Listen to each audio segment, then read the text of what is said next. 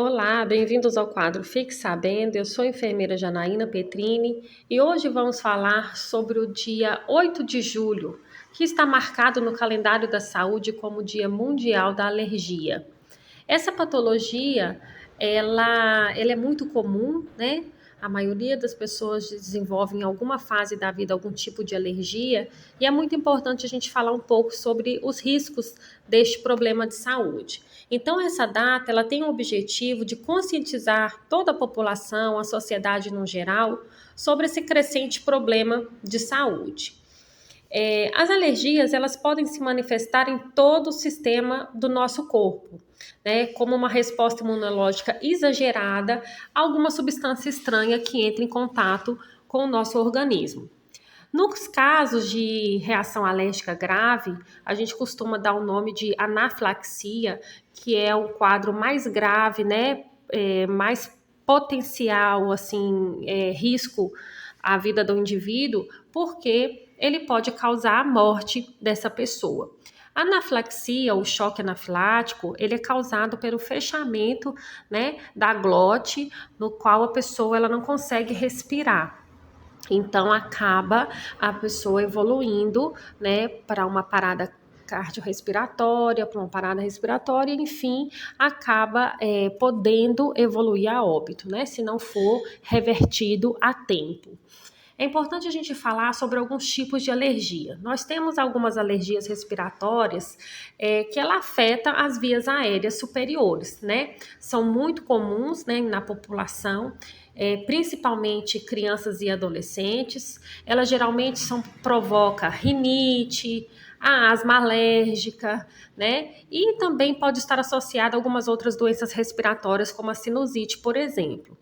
As principais causas e sintomas desse tipo de alergia são os grandes vilões, que são chamados de alérgenos, né? Ou irritantes, fatores irritantes que desencadeiam esse tipo de alergia, que está associado à fumaça, ao mofo, né, que é fungos e ácaros que são eliminados no ar e a pessoa acaba inalando isso, e isso gera a alergia. Ao pólen, à poeira, à fumaça do cigarro, pelos de animais, alguns perfumes, alguns tipos de tecidos, né, de roupas, produtos de limpeza. Vários agentes causadores podem desencadear a alergia. A própria mudança de temperatura também pode acontecer de causar alergia em algum indivíduo. Né, mudança de temperatura para muito fria ou um calor excessivo também pode trazer fatores alérgicos ao indivíduo, né? No caso do fator da temperatura fria, o nariz ele tende a ficar mais seco, né? A mucosa fica ressecada, irritada, isso provoca alergia.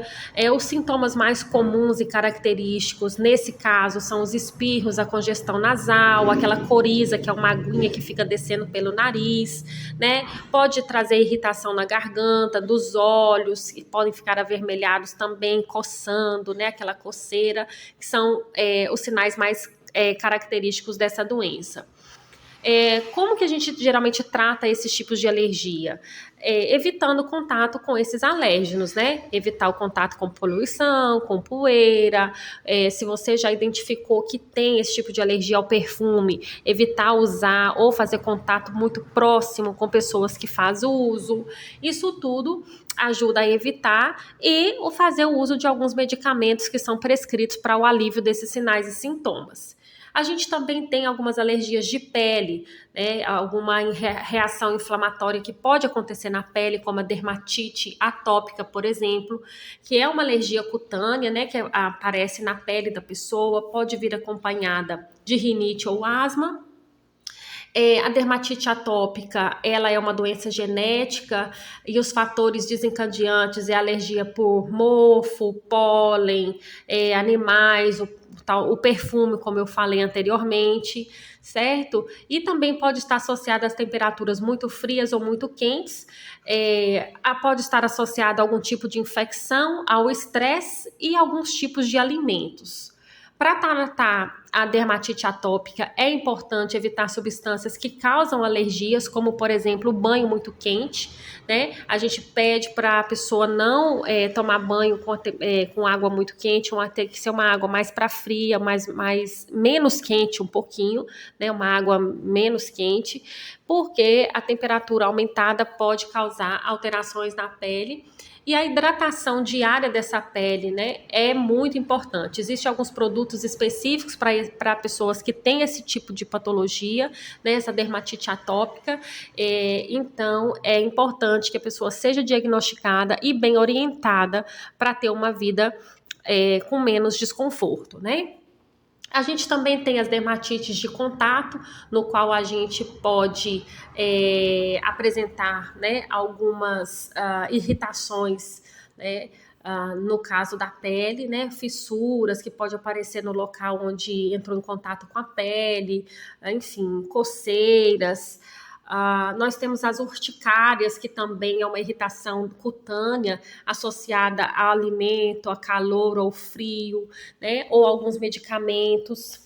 Enfim, essas lesões avermelhadas, elas podem ficar com aspecto inchado, acompanhados de coceira, né? Os sintomas geralmente desaparecem em alguns minutos depois, ou tem gente que até algumas semanas, né? Dependendo do grau da urticária, né? Ela pode durar um pouco mais. E nós também temos que falar das alergias oculares, né? Os olhos, eles precisam também de ter os seus cuidados, evitar aquela coceira frequente no olho, lavar os olhos com os lubrificantes que são indicados pelos oftalmologistas. A gente tem o mau hábito de estar sempre lavando o olho com frequência, né? Com água boricada, com soro fisiológico. Nesses casos, é indicado lavar em caso de alguma emergência, né? Mas não com frequência, tá? Então, se tiver acontecendo algum tipo de coceira, algum tipo de desconforto na região ocular, precisa ser avaliado por um oftalmo para ser prescritas as medicações que são necessárias fazer uso. As alergias alimentares, né? A gente precisa também tomar muito cuidado. Algumas pessoas, elas são restritas a algum tipo de alimentação. Geralmente, pessoas apresentam alergia ao ovo, à soja,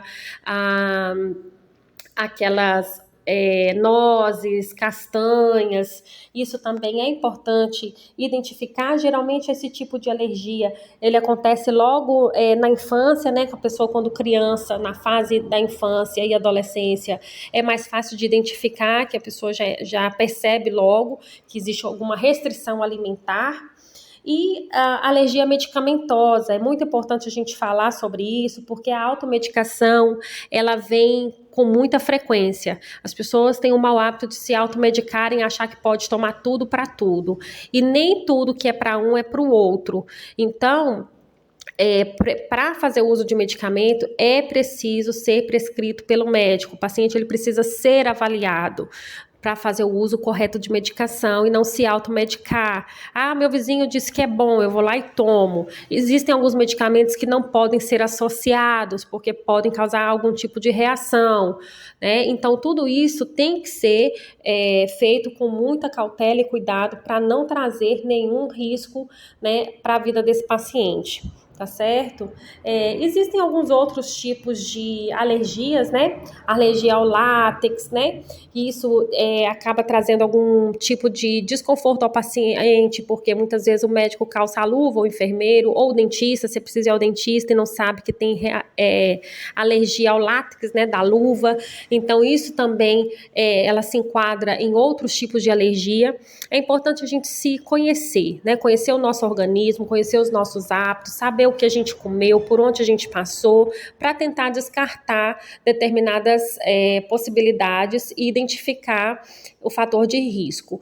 É claro que também, associado a alguma consulta médica, é solicitado alguns exames específicos para poder saber se a pessoa é alérgica a determinado alimento, a determinada medicação. Isso também facilita muito, né, para que o indivíduo não venha ter nenhum risco à sua vida. Então, hoje nós falamos sobre os cuidados com alergia. É muito importante que a gente tenha esse conhecimento, né, se é alérgico ou não, e saber evitar, né?